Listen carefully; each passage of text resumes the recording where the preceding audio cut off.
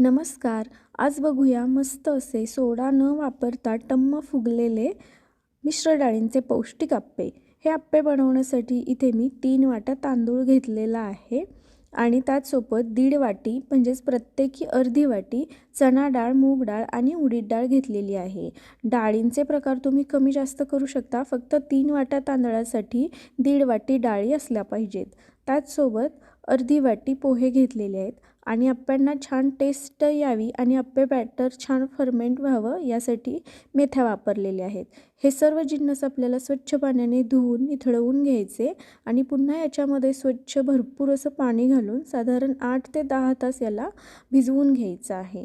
तर साधारण 8 ते 10 तासानंतर हे सर्व जिन्नस भिजलेले आहेत ते थोडे थोडे करून मिक्सरच्या भांड्यामध्ये मी काढून घेतलेले आहेत आणि ह्याचं बॅटर बनवण्यासाठी इथे मी हे जे डाळ तांदूळ भिजवलेलं पाणी आहे तेच वापरलेलं आहे.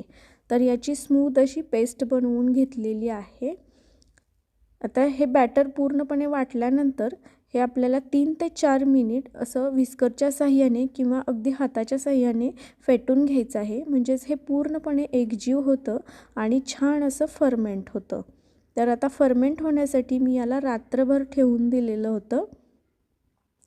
तर आता सकाळी इथे तुम्ही बघू शकताय मस्त असं हे बॅटर फर्मेंट झालेलं आहे. ते आता पुन्हा एकदा एकजीव करायचं. अगदी हलक्या हाताने हळुवारपणे एकजीव करायचं आहे. आता याच्यामधील थोडंसं बॅटर मी दुसऱ्या भांड्यामध्ये काढून घेते आणि उरलेलं जे बॅटर आहे ते फ्रीजमध्ये ठेवते जेणेकरून ते जास्त आंबट होऊ नये.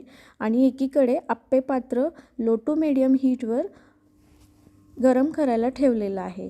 आता ह्या बॅटरमध्ये मीठ आणि जिरे घालून घेतलेले आहेत आणि हे देखील अगदी हलक्या हाताने आपल्याला एकजीव करून घ्यायचं आहे. इथे आपण अजिबात सोडा वापरलेला नाही आहे. आप्पे पात्र गरम झाले. आता हे बॅटर आपल्याला आप्पे पात्रामध्ये सोडून घ्यायचं आहे.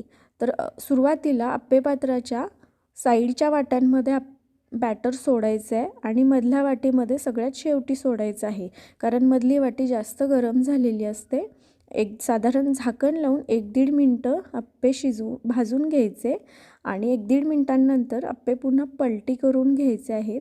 तर इथे तुम्ही बघू शकताय मस्त असे आप्प्याला कलर आलेला आहे. क्रिस्पी झालेले आहेत आप्पे. तर दुसऱ्या साईडने देखील एक अर्धा ते 1 मिनिट आपल्याला आप्पे भाजून घ्यायचे आहेत. तर मस्त असे आप्पे आपले तयार झालेले आहेत. नमस्कार.